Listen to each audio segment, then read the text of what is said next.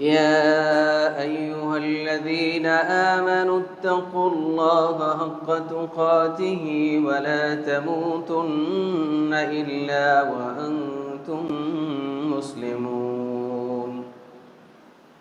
يا أيها الناس اتقوا ربكم الذي خلقكم من نفس واحدة وخلق منها زوجها وبث منهما رجالا كثيرا ونساء واتقوا الله الذي تساءلون به والأرحام إن الله كان عليكم رقيبا. يا أيها الذين آمنوا اتقوا الله وقولوا قولا سديدا يصلح لكم أعمالكم ويغفر لكم ذنوبكم ومن يطع الله ورسوله فقد فاز فوزا عظيما. أما بعد فإن خير الحديث كتاب الله وخير الهدى هدى محمد صلى الله عليه وسلم وشر الأمور محدثاتها وكل محدثة بدعة وكل بدعة ضلالة وكل ضلالة في النار. أعوذ بالله من الشيطان الرجيم. بسم الله الرحمن الرحيم. وإن تعدوا نعمة الله لا تحصوها إن الإنسان لظلوم كفار. تمام قسم کی تعریفات اس وحدہ لا شریک خالق کائنات مالک ارض و سما کے لیے ہیں جو اپنی ذات اور اپنے صفات میں تنہا ہے، یکتا ہے، بے مثال ہے، جس کا کوئی ساجی اور شریک نہیں، اور جس کی بے شمار نعمتیں ہیں ہم پر۔ بعدہ درود و سلام کی ڈالیاں نچھاور ہوں تمام انبیاء اکرام پر، بالخصوص امام الانبیاء سید الاتقیاء قدوۃ الصلحاء شافعی روز جزا جناب محمد رسول اللہ صلی اللہ علیہ وسلم پر۔ اللہم صلی وسلم مبارک علیہ۔ دین ملی اسلامی بھائیوں، پردہ-نشین، خواتین اسلام، آج کے اس خطبہ جمعہ میں میرا موضوع ہے موبائل کے نقصانات۔ موبائل اس دور کے حیرت انگیز ایجادات میں سے ایک ہے۔ یہ سب سے پہلے 1973 عیسوی میں وجود میں آیا اور بہت جلد دنیا کے کونے کونے، گھر گھر، بلکہ فرد فرد کے پاس پہنچ گیا۔ موبائل نے جس قدر تیزی سے ترقی پائی، شاید دنیا کے کسی دوسرے پروڈکٹ نے اس قدر تیزی سے ترقی نہیں پائی۔ موبائل اللہ تعالیٰ کی ایک عظیم نعمت ہے اگر اس کا صحیح استعمال کیا جائے۔ نہ صرف ایک نعمت ہے بلکہ نعمتوں کا ایک مجموعہ ہے یہ موبائل، جس کے اندر بہت ساری نعمتیں ہیں۔ اگر انسان صحیح استعمال کرے تو اپنی دنیا اور آخرت سنوار سکتا ہے۔ اس موبائل کے ذریعے سے وہ دینی تعلیم حاصل کر سکتا ہے، اس موبائل کے ذریعے سے قرآن و سنت کی تعلیم حاصل کر سکتا ہے، اس موبائل کے ذریعے سے وہ قرآن کریم کی تلاوت کر سکتا ہے، اس موبائل کے ذریعے سے وہ قرآن کریم کی تلاوت سن سکتا ہے، اس موبائل کے ذریعے سے اللہ کا ذکر و اذکار کر سکتا ہے، اس موبائل کے ذریعے سے دنیا بھر کی کتابیں PDF کی شکل میں پڑھ سکتا ہے۔ اسی طرح سے بے شمار دنیاوی فائدے بھی ہیں۔ بہت حد تک تجارت آج اس موبائل سے ہو رہی ہے۔ ٹکٹ بک کرنے کی ضرورت ہو تو کہیں جانے کی ضرورت نہیں۔ بینکنگ سسٹم اس کے اندر موجود ہے۔ انسان جب چاہے جو چیز چاہے شاپنگ کر سکتا ہے، کہیں جانے کی ضرورت نہیں، گھر بیٹھے منگا سکتا ہے۔ اس کے علاوہ بے شمار فائدے ہیں اس کے۔ اس موبائل نے ہماری زندگی کو آسان کر دیا ہے۔ جو کام پہلے مہینوں میں ہوتا تھا وہ کام آج لمحوں بھر میں ہو رہا ہے۔ دنیا کے کسی کونے میں بھی کوئی بھی شخص ہو، نہ صرف حال احوال لمحے بھر میں، نہ صرف حال احوال دریافت کیا جا سکتا ہے بلکہ اسے دیکھا بھی جا سکتا ہے۔ تو اس موبائل نے ہماری زندگی کو آسان کر دیا ہے۔ اگر اس موبائل کا صحیح استعمال کرے انسان تو اپنی دنیا اور آخرت دونوں سنوار سکتا ہے، لیکن اس موبائل کے غلط استعمال نے ہماری دنیا تباہ کر دی ہے اور آخرت بھی تباہ ہو رہی ہے۔ بے شمار، جہاں ایک طرف بے شمار اس موبائل کے فائدے ہیں، وہیں پہ بے شمار اور بے حد و حساب اس کے نقصانات بھی ہیں۔ سب سے پہلا اور بڑا نقصان کیا ہے کہ یہ موبائل ہمارا وقت برباد کرنے کا سب سے بڑا ذریعہ بن گیا ہے، ہمارا وقت برباد کرنے کا سب سے بڑا دشمن بن گیا ہے، ہمارے وقت کا یہ قاتل بن گیا ہے۔ کبھی آپ نے غور کیا موبائل ہم کتنے گھنٹے استعمال کرتے ہیں؟ اور صحیح بات یہ ہے کہ موبائل ہم استعمال نہیں کر رہے بلکہ یہ موبائل ہمیں استعمال کر رہا ہے۔ موبائل کے ہاں تو ہم استعمال ہو رہے ہیں۔ ایک آدمی جب تک اس کی آنکھیں بند نہ ہو جائے، چاہے رات کا 1 بج رہا ہو، 2 بج رہے ہو، 3 بج رہے ہو، فرق نہیں پڑتا،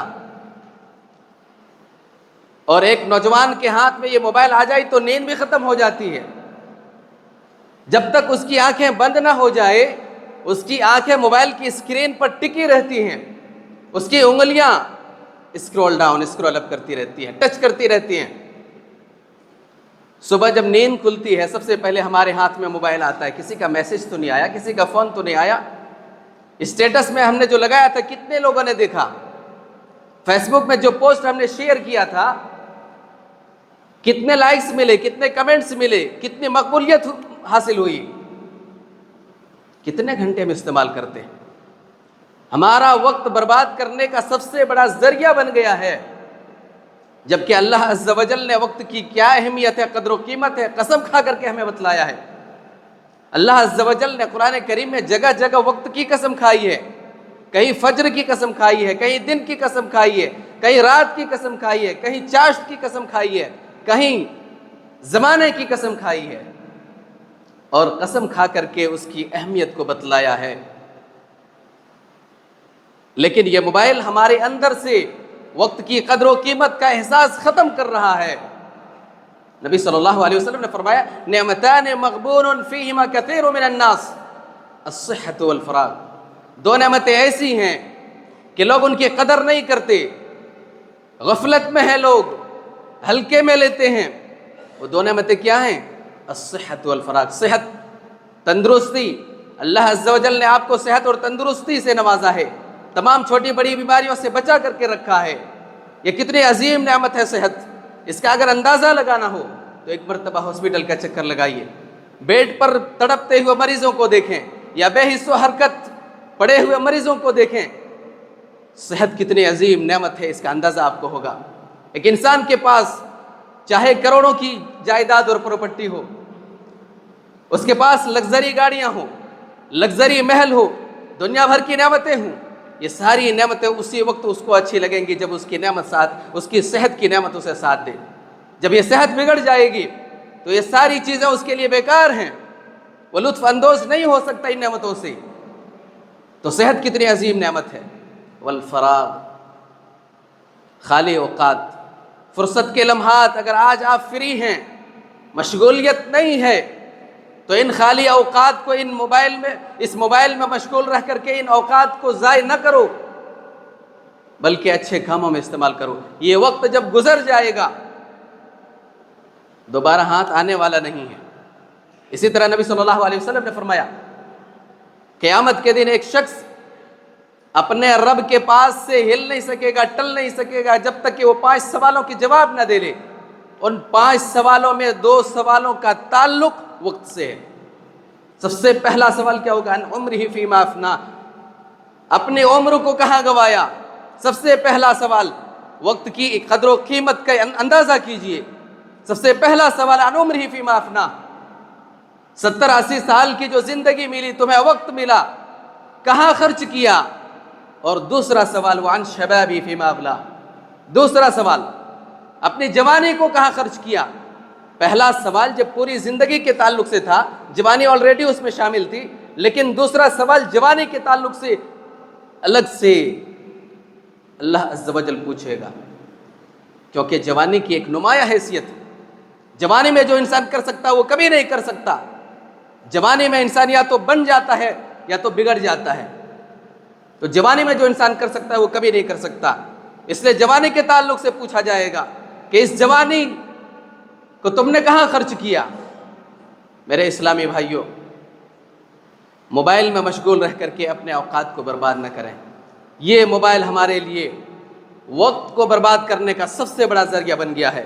اسی طرح سے یہ موبائل جب سے آیا ہے ہمیں اپنے رب سے دور کر دیا ہے، رب کی عبادات سے دور کر دیا ہے، ذکر و اذکار سے دور کر دیا ہے۔ اس قدر ایک انسان اس موبائل میں مشغول رہتا ہے، اس قدر وہ ڈوبا ہوا رہتا ہے سوشل میڈیا میں کہ اذان ہوتی ہے، اپنے کانوں سے انسان سنتا ہے اذان، اور اس خیال میں رہتا ہے کہ ابھی 15-20 منٹ باقی ہیں ہمارے یہاں، لیکن پھر اس کے باوجود اذان سننے کے بعد اس کا موبائل آف نہیں ہوتا، نماز کے لیے نہیں آتا، وہ اس خیال میں ہوتا ہے کہ ہمارے پاس ابھی وقت ہے۔ اس کے بعد وہ اس قدر وہ ڈوب جاتا ہے، اس قدر وہ ویڈیو گیم کھیلنے میں مشغول ہو جاتا ہے، اس قدر وہ ریلز دیکھنے میں مشغول ہو جاتا ہے، اس قدر وہ واٹس ایپ میں اور فیس بک اور انسٹاگرام میں اس قدر وہ مشغول ہو جاتا ہے کہ نماز کا وقت نکل جاتا ہے، نماز کا وقت نکل جاتا ہے۔ اس موبائل میں مشغول رہ کر کے نمازوں کو چھوڑنے والے لوگوں سنو، اللہ عز و جل نے سورہ مریم میں بڑے بڑے نبیوں کا ذکر فرمایا، حضرت ابراہیم علیہ السلام، حضرت زکریا علیہ السلام، حضرت اسماعیل علیہ السلام، حضرت موسیٰ علیہ السلام، اور ان نبیوں کے تذکرے کے بعد فرمایا فَخَلَفَ مِن بَعْدِهِمْ خَلْفٌ أَضَاعُوا الصَّلَاةَ وَاتَّبَعُوا الشَّهَوَاتِ فَسَوْفَ يَلْقَوْنَ غَيًّا، کہ میرے ان نبیوں کے گزرنے کے بعد کچھ نالائق لوگ آئے، ناخلف لوگ آئے، جنہوں نے نمازوں کو ضائع کر دیا، نمازوں کو چھوڑ دیا، واتبعوا الشہوات، خواہشات کی پیروی کرنے لگے، اپنے منمانی زندگی گزارنے لگے، فسوف یلقون غیا، ایسے لوگوں کا انجام کیا ہوگا؟ وہ غی میں داخل ہونے والے، غی جہنم کی ایک وادی کا نام ہے، وہ جہنم میں داخل ہونے والے۔ رب سے دور کر دیا اس موبائل نے ہمیں۔ اسی طرح سے یہ موبائل جب سے آیا ہے، موبائل کے نشے میں ہم چور ہیں آج، اور یاد رکھیے اس موبائل کا نشہ شراب کے نشے سے بڑھ کر ہے، ہیروئن اور افیم کے نشے سے بھی بڑھ کر ہے۔ کیا مرد، کیا عورت، کیا جوان، کیا بوڑھا، کیا بچہ، کیا امیر، کیا غریب، سبھی اس موبائل کے نشے میں چور ہیں۔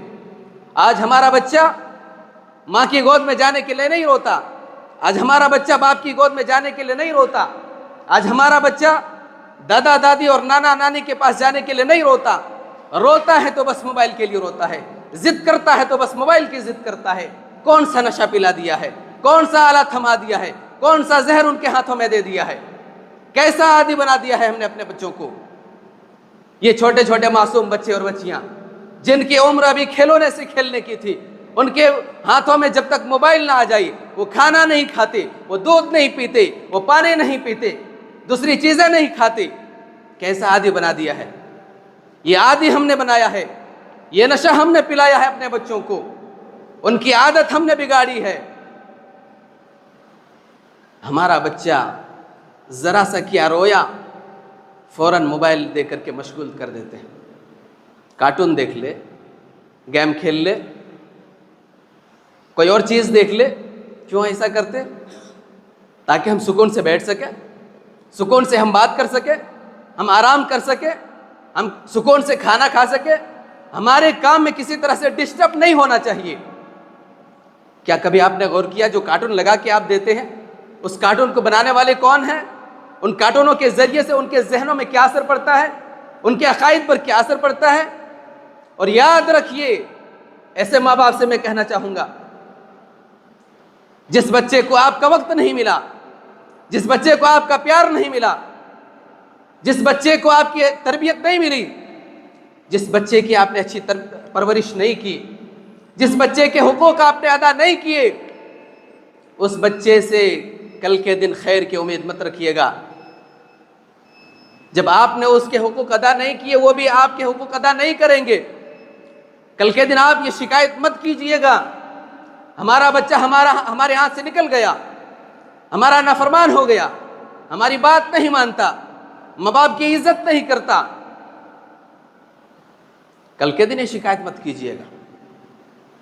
اس سے تھوڑا اور آگے بڑھیے، وہ بچے اور بچیاں جن کے ہاتھوں میں کتاب ہونی چاہیے تھی، قلم اور کاپیاں ہونی چاہیے تھی، جنہیں اپنے مستقبل سنوارنے کی فکر ہونی چاہیے تھی، جن کے ہاتھوں میں بستہ ہونا چاہیے تھا، جنہیں اپنے قوم و ملت کا معمار بننا چاہیے تھا، جن کی طرف قوم و ملت کی نگاہ ٹکی ہوئی ہے، وہ بچے اور بچیاں آج ریلز بنانے میں مشغول ہیں، فحش گانے پر فحش ویڈیو بنا کر کے سوشل میڈیا پر اپلوڈ کرنے میں لگے ہوئے ہیں۔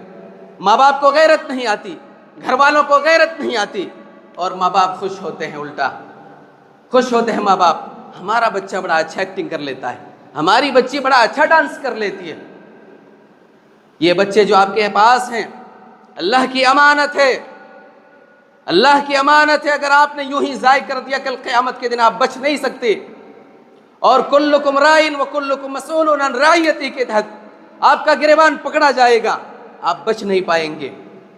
یہ موبائل جب سے آیا ہے ہمیں اپنوں سے دور کر دیا ہے، رشتوں میں دراڑیں پیدا ہوئی ہیں، کتنے شادی شدہ جوڑوں کے درمیان طلاق کی نوبت آئی، اس کا سبب اور ریزن صرف موبائل تھا۔ کتنی عورتیں ایسی ہیں کہ سیریل دیکھنے میں اس قدر مگن رہتی ہیں کہ شوہر کے حقوق کی کوئی پرواہ نہیں، شوہر کی خدمت کی کوئی پرواہ نہیں، شوہر کے مقام اور مرتبے کی کوئی پرواہ نہیں، شوہر کی عظمت کی کوئی پرواہ نہیں، اس قدر وہ سوشل میڈیا میں مگن رہتی ہیں، اس قدر وہ سیریل دیکھنے میں مگن رہتی ہیں، اس قدر وہ گیم کھیلنے میں مگن رہتی ہیں، جبکہ نبی صلی اللہ علیہ وسلم نے فرمایا کوئی بھی عورت اس وقت تک اپنے رب کو راضی نہیں کر سکتی جب تک کہ اپنی اطاعت اور فرما برداری سے اپنے شوہر کو، اپنے ہسبینڈ کو راضی نہ کر لے۔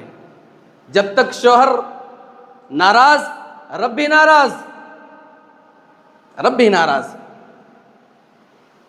ایک دوسری حدیث میں نبی صلی اللہ علیہ وسلم نے فرمایا شوہر کے مقام اور مرتبے کو بیان کرتے ہوئے کہ اگر غیر اللہ کے لیے سجدہ جائز ہوتا تو میں بیوی کو حکم دیتا کہ وہ اپنے شوہر کے سامنے سجدہ کرے، لیکن یہ جائز نہیں، اس لیے میں یہ حکم نہیں دیتا۔ اس سے پتہ چلتا ہے مقام اور مرتبے کا، شوہر کا کتنا بڑا حق ہے بیوی کے اوپر، لیکن بیوی کو کیا فرق پڑتا ہے۔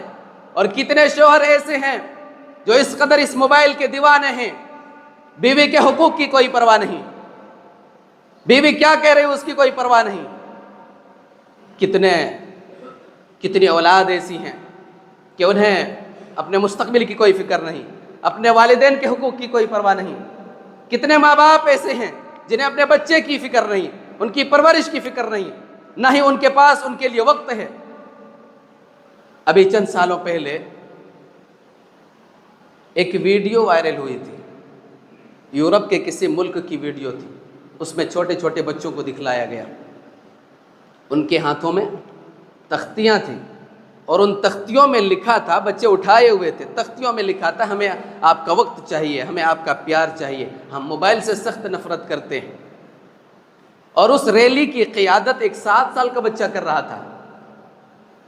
ان تمام بچوں کو اپنے والدین سے شکایت تھی کہ ہمارے والدین، ہمارے ماں باپ ہمیں وقت دینے کے بجائے، ہمارے اوپر توجہ دینے کے بجائے اپنا سارا وقت موبائل میں دیتے ہیں۔ اور یہ گھر گھر کی کہانی، یہ گھر گھر کی کہانی ہے۔ موبائل کے حد سے زیادہ استعمال نے ہمیں اپنوں سے دور کر دیا ہے۔ یہ موبائل جب سے آیا ہے حیا کا جنازہ اٹھ گیا، لوگ بے شرمی کی حدیں پار کر رہے ہیں۔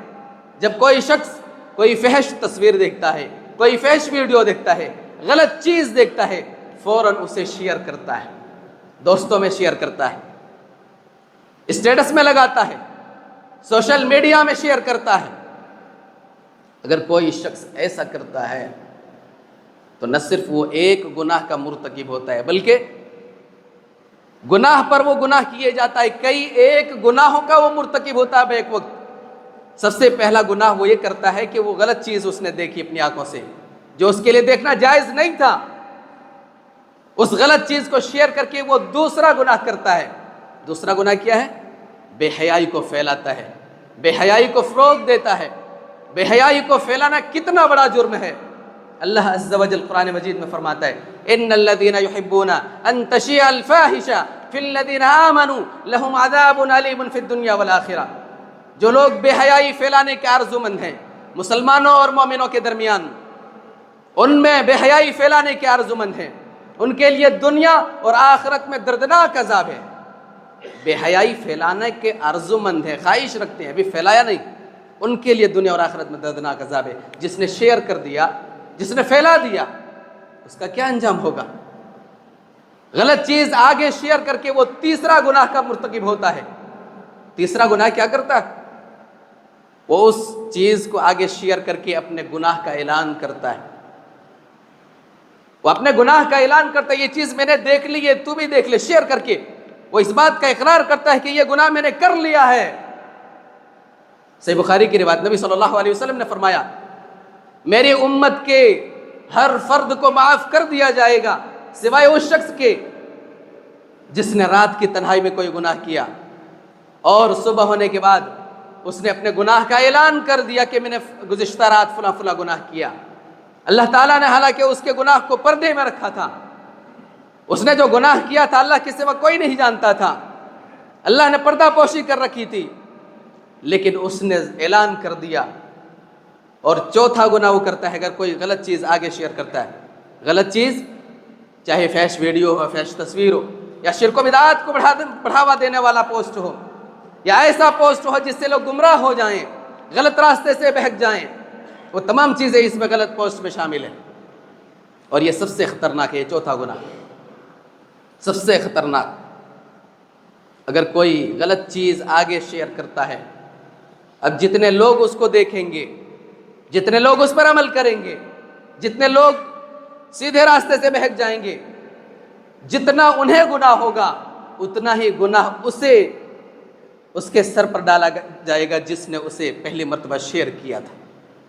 وَلَيَحْمِلُنَّ أَثْقَالَهُمْ وَأَثْقَالًا مَعَ أَثْقَالِهِمْ، یہ لوگ اپنے گناہوں کے بوجھ کے ساتھ ساتھ اور لوگوں کے گناہوں کا بوجھ اٹھائیں گے۔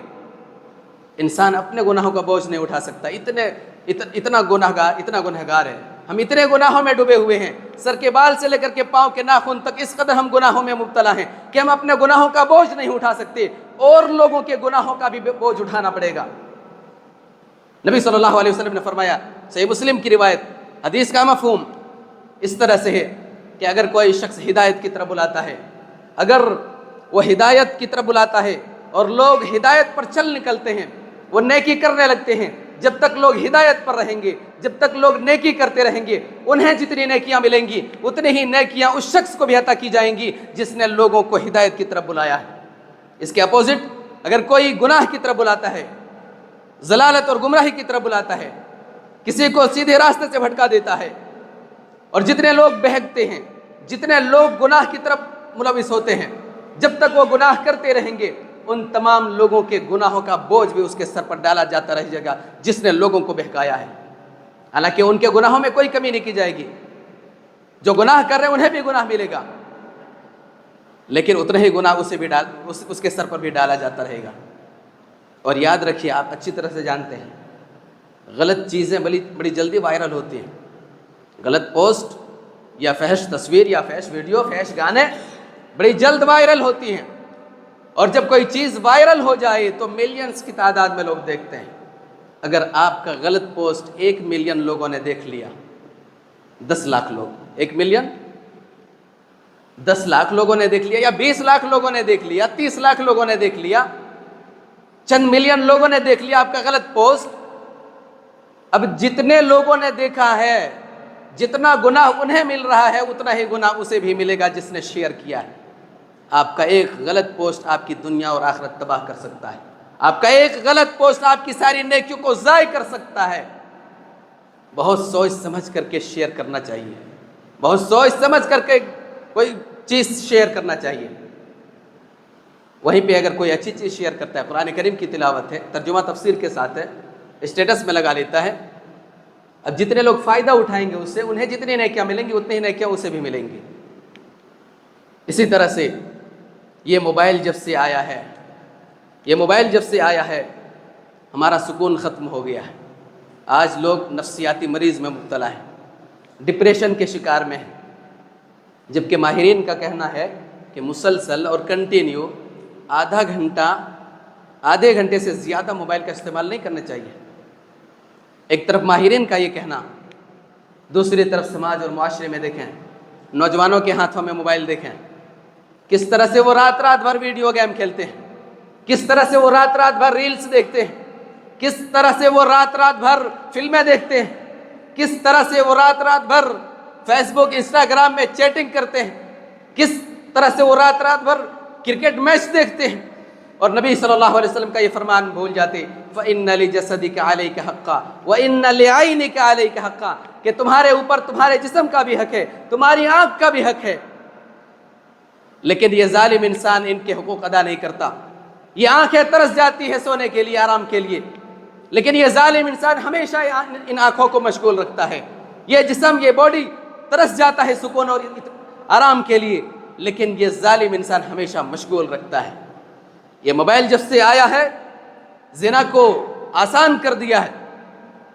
کتنے لڑکے اور لڑکیاں سوشل میڈیا میں، فیس بک یا انسٹاگرام میں ان کے درمیان دوستی ہوئی تھی، بھائی بہن جیسے مقدس رشتے کے نام پر، لیکن ان کی دوستی بالآخر بدکاری پر ختم ہوئی۔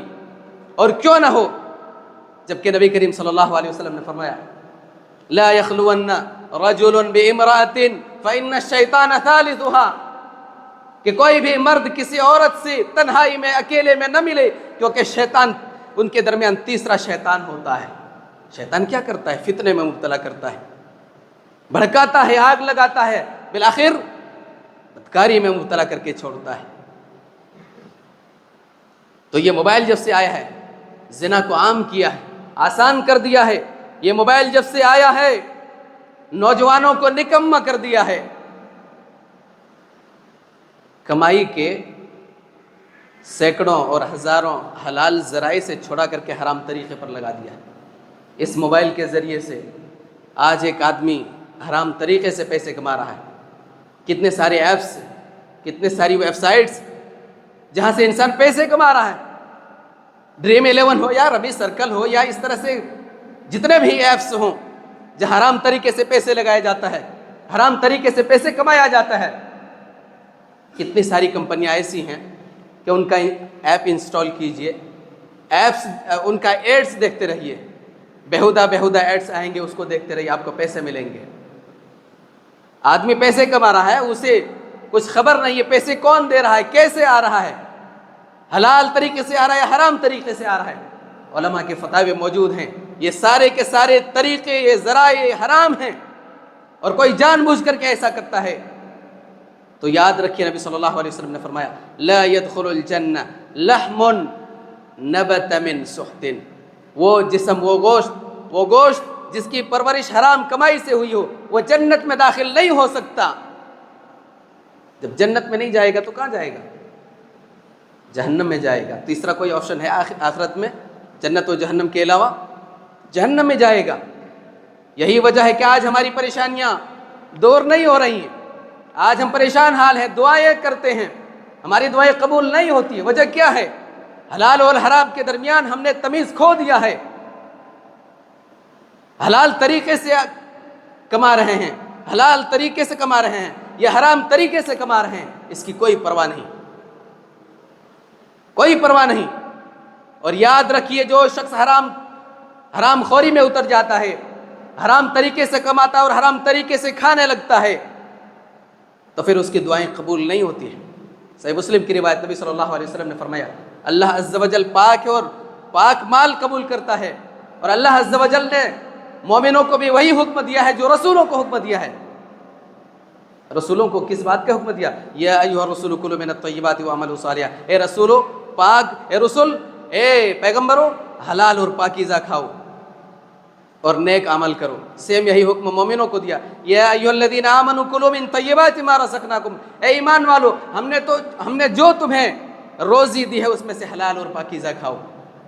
ثم ذکر الرجل یطیل السفر اشعث اغبر یمد یدیہ الی السماء یا ربی ومطعمه حرام ومشربه حرام وملبسه حرام وغذی بالحرام فأنى يستجاب لذلك. نبی صلی اللہ علیہ وسلم نے اس کے بعد فرمایا، ایک مسافر کا ذکر کیا جو ایک لمبا سفر کرتا ہے. آپ جانتے ہیں مسافر کی دعا کبھی ریجیکٹ نہیں ہوتی ہے، مظلوم کی دعا کبھی ریجیکٹ نہیں ہوتی ہے، والدین کی دعا اولاد کے حق میں کبھی ریجیکٹ نہیں ہوتی ہے. لیکن یہ ایسا مسافر ہے اس کی دعا ریجیکٹ ہو رہی ہے. لمبا سفر کیا ہے، مسافر ہے، اس کے بال پراگندہ ہیں، اس کے کپڑے غبار آلود ہیں، گندے ہیں، میلے کچیلے ہیں. یمد یدیہ الی السماء، دونوں ہاتھوں کو آسمان کی طرف اٹھاتا ہے، یا ربی رب سے فریاد کرتا ہے، دعائیں کرتا ہے، قبول نہیں ہوتی ہے. وجہ کیا؟ ریزن کیا؟ ومطعمه حرام، اس کا کھانا حرام کا، ومشربه حرام، اس کا پینا حرام کا، وملبسه حرام، اس کا لباس حرام کا، وغذی بالحرام، حرام کھا کھا کر کے اس جسم کو پالا ہوا ہے. فأنى يستجاب لذلك، کہاں سے اس کی دعا قبول ہو؟ تو اس موبائل نے آج حرام حلال طریقے کو چھوڑ کر کمانے کے سینکڑوں ہزاروں حلال ذرائع سے نکال کر کے نوجوانوں کو نکما کر دیا، حرام طریقے پر لگا دیا ہے. یہ موبائل جب سے آئے ارتداد کا فتنہ بڑھا ہے. آج مسلم لڑکیاں مرتد ہو رہی ہیں، دین اسلام کو چھوڑ رہی ہیں. اور یاد رکھیے اس وقت پورے ہندوستان میں بھگوا تنظیمیں مسلم لڑکیوں کو اپنی محبت کی جال میں پھنسا کر کے ان کے سینے سے توحید کو نکالنے کی کوشش میں لگی ہوئی ہے، ان کا مذہب تبدیل کرنے کی کوشش میں لگی ہوئی ہے. اور نتیجتاً ابھی گزشتہ چند سالوں میں 10 لاکھ سے زائد مسلم لڑکیوں نے غیر مسلم لڑکوں سے شادی کر کے اپنے ایمان کا سودا کیا ہے، مرتد ہوئی ہیں، اپنے ماں باپ کے ارمانوں کا خون کیا، اپنے خاندان کی عزت کو داغدار کیا. انہوں نے اگر انہیں دینی تعلیم ملی ہوتی، نبی صلی اللہ علیہ وسلم کے سیرت سے وہ واقف ہوتی، صحابہ اور صحابیات کے ایمان افروز واقعات سے وہ واقف ہوتی، ان کی اچھی تربیت ملی ہوتی، انہیں اچھی تربیت ملی ہوتی، دینی تعلیم ملی ہوتی، یہ موبائل ان کے ہاتھوں میں نہ دیا جاتا تو وہ مرتد نہ ہوتی، وہ مرتد نہ ہوتی. اسی موبائل کے ذریعے سے بھگوا تنظیمیں مسلم لڑکیوں تک رسائی حاصل کرتی ہیں، اسی موبائل کے ذریعے سے ان تک پہنچتی ہیں. تو ارتداد کا فتنہ بڑھا ہے. یہ موبائل جب سے آیا ہے ہماری تنہائیوں کو آلودہ کیا ہے، ہماری تنہائیوں کو گناہوں سے آلودہ کیا ہے. آج ایک آدمی بظاہر لوگوں کے سامنے، اپنے گھر والوں کے سامنے، اپنی فیملی کے سامنے، اپنے رشتہ داروں کے سامنے اپنی دینداری کا اظہار کرتا ہے، تقوی کا اظہار کرتا ہے، لیکن جب وہ تنہائی میں جاتا ہے تو اس موبائل کا کس قدر غلط استعمال کرتا ہے وہی زیادہ بہتر جانتا ہے. اور نبی صلی اللہ علیہ وسلم نے فرمایا کہ میں اپنی امت کے ایسے لوگوں کو جانتا ہوں جو قیامت کے دن تہامہ پہاڑ کے برابر نیکیاں لے کر کے آئیں گے، لیکن اللہ عز و جل ان کی نیکیوں کو ذروں میں اڑا دے گا، ان کی نیکیوں کو ضائع اور برباد کر دے گا. صحابی رسول حضرت ثوبان رضی اللہ تعالیٰ عنہ نے پوچھا، اللہ کے رسول صلی اللہ علیہ وسلم ان کی صفات ہمیں بتلائیے، ان کی پہچان بتلائیے، وہ کیسے لوگ ہوں گے، کہیں انجانے میں، کہیں لا علمی کی وجہ سے ہم بھی ویسے نہ ہو جائیں. نبی صلی اللہ علیہ وسلم نے فرمایا وہ تمہاری قوم سے، وہ تمہارے ہی بھائی ہوں گے، تمہاری قوم کے ہوں گے. جس طرح سے تم راتوں کو اللہ کی عبادت کرتے ہو وہ بھی ویسی عبادت کریں گے، لیکن جب تنہائی میں ہوں گے، اکیلے میں ہوں گے تو حرام کاموں کا ارتکاب کریں گے. میرے اسلامی بھائیوں، اس موبائل کے بے شمار بے حد و حساب جہاں اس کے فائدے ہیں وہیں بے شمار اور بے حد و حساب اس کے نقصانات بھی ہیں. اس موبائل کا ضرورت بھر استعمال کیجیے، ضرورت بھر استعمال کیجیے. اس موبائل سے دور رہیے جتنا ہو سکے، اور جتنا ہو سکے صحیح استعمال کیجیے. موبائل کا غلط استعمال مت کیجیے. اللہ عز و جل ہمیں اس موبائل کے شر سے بچائے. اس موبائل کے فتنے سے بچائے، اس موبائل کے نقصانات سے بچائے اور صحیح استعمال کی توفیق عنایت فرمائی۔ اللہ عز و جل ہم تمام لوگوں کو خیر و عافیت کے ساتھ رکھے، صحت و عافیت کے ساتھ رکھے، ہمارے گناہوں سے درگزر فرمائے۔ اے رب ذوالجلال والاکرام، ہم میں سے جو پریشان حال ہیں ان کی پریشانیوں کو دور فرما دے۔ رب ذوالجلال ہم میں سے جو بیمار ہیں انہیں شفائے کاملہ عاجلہ عطا فرما۔ رب ذوالجلال تیرے موحدین بندے جو اس دنیا سے جا چکے پروردگار، ان کے گناہوں سے درگزر فرما اور ان کی نیکیوں کو تو قبول فرما لے، آمین۔